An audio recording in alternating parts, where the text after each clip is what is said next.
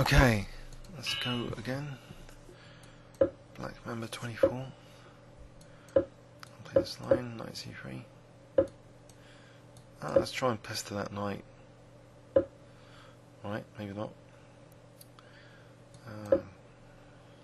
d4, maybe f4.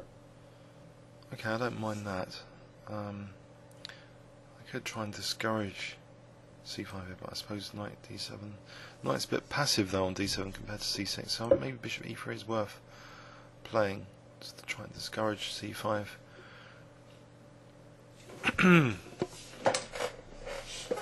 Right, so I've got sort of friend defense. I want to play for f5 later, like knight f3 maybe, and even queen g4 here. Why not queen g4?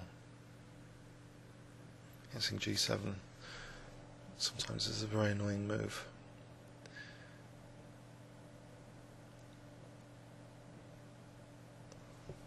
Doesn't really want to create more dark square weaknesses, especially if he's going to exchange that later.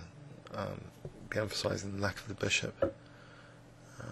h4 maybe? I don't know. If h5, queen g3, do I really achieve anything? I think I do actually, because there's no blockade square here, because this knight's over there.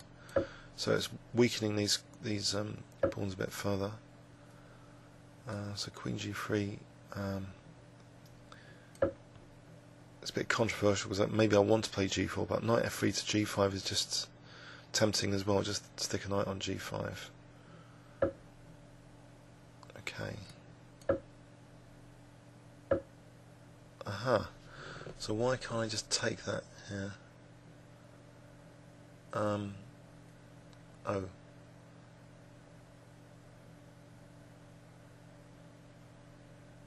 Bishop c5 or knight c5. So maybe bishop b5 just to exploit this b5 weakness. Change of plan, I know, but okay, bishop c1. Bishop c1, cd, knight d4, queen b6, queen f2, and I'll go for that.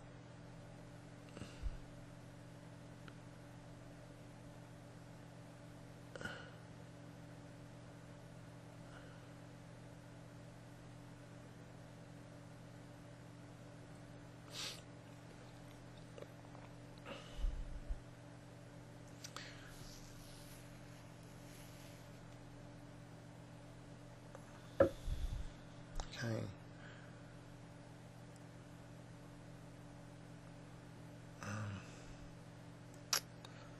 Maybe king d1, cd, knight c2.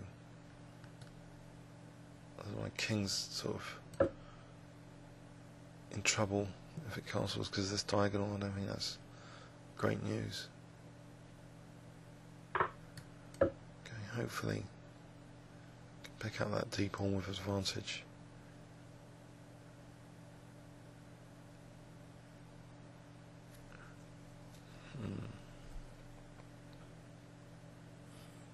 There's bishop, there's knight e3, bishop e3 takes, maybe this knight to d4, so I can take with the queen, that pawn e3 next.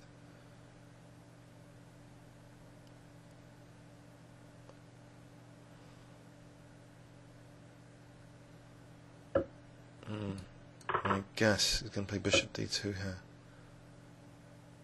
But I don't know, I think that's a bit awkward for black to try and do that.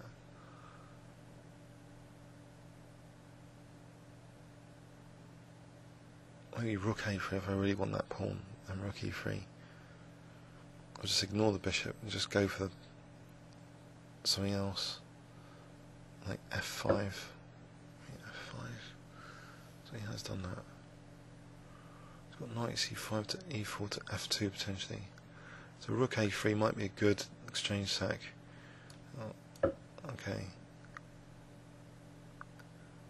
If I get rid of the dark square bishop, these dark squares hopefully will be magnified as a weakness without my king getting sort of mated with this horrible mating net with bishop and pawn here.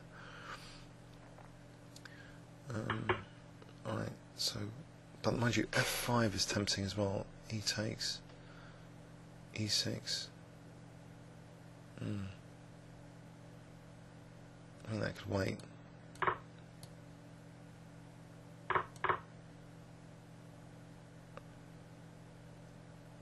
Maybe rook h3 to g3 and then f5. Let's plan knight c5 to e4. It's dangerous. Knight c5, bishop d7, but that will start to be untangling.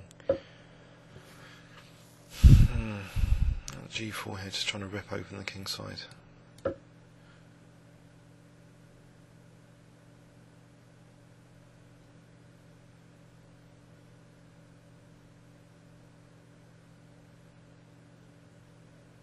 was almost knight b3, just exploiting the pin. It's knight d7, unfortunately. Knight a4, because this queen is pre, but otherwise knight b3 would have been good. So I went with rook h3 and then knight b3. Something to bear in mind. I can take in an f5.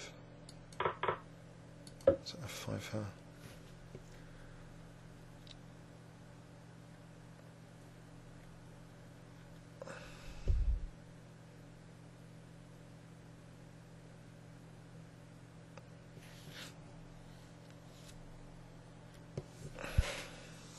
It's often quite a bruising move in the French defence, undermining the pawn chain. And okay, check. King f7, check. Is there a more dangerous way to play this? Knight f4. No, I think it's okay to do this. Oh, checkmated. Oh, the bishop's stopping e8. I didn't realise that. That was a bit abrupt. Oh, okay. Okay, one of the better games this morning, in a way. So Queen G4 causing some annoyance. Bishop B5 I think was a good move, both for positioning and it turned out tactically. So getting this bishop to D2, I don't think. I mean, casting kingside looks dangerous here because of this F5, or just because my rook's already on H1. It's very useful here for blasting. The line's open. Please leave any comments or questions on YouTube. Thanks very much.